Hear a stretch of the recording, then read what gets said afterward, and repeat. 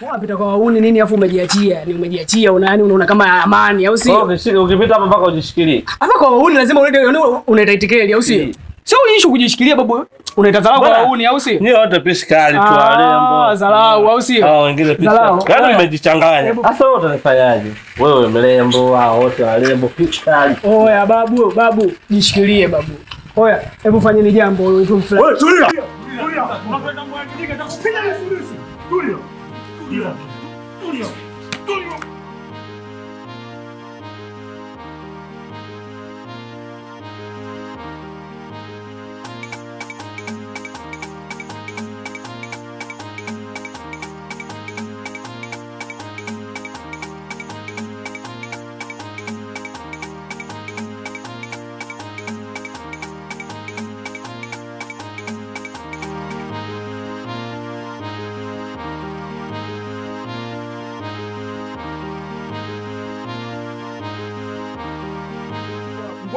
Fungua pochi. Haya michezo ya hela. Wanaweza kabisa tuondoke babu wewe. Fanyesha kwa ajao. Tulia wewe. Oya, kila mtu afena cha? Afena. Hii? Yaani unaona hata 200 kwenye pochi? Hizi dharau. Zafu ofisa yenyewe sasa alikuwa anatukimbiza. Oya, hizi dharau. Yaani kutukimbiza kote mwanangu kumbe pochi lina 200. Wewe ofisa vipi wewe bonge wote hapa 200 yule? Hizi dharau tumfuateni mwanangu tukambambanya. Kama kweli tuondokeni, kama kweli basi mawe vipi?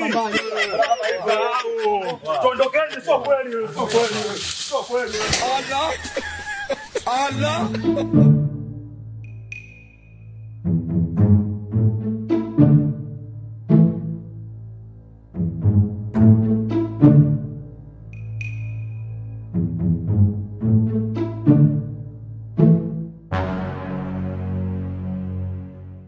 Yaani pochi lote rafiki yangu na mwili wote huo rafiki yangu na pochi na 200 baba. Wazarau baba babu yangu. Chukuliaje baba? Nilijua. Mnajua mtapata hela. Hizi dharau unajua. Sasa shilingi mtapata shilingi. Una dharau babu kuna 200. Yaani pochi kubwa kama hili unatembea na 200 na mwili wako jinsi ulivyo huo babu. Dharau. Umechekesha. Hizi dharau unajua. Hata utoita dharau babu. Kwa sababu gani? Wewe kana pochi uwezo ukatembea na shilingi 200 babu na ukubwa wote. Wewe sio unaona kwamba kutukimbiza si kote mpaka kule afu mwisho siku una pochi una 200 babu ndio kipigo gani hizi?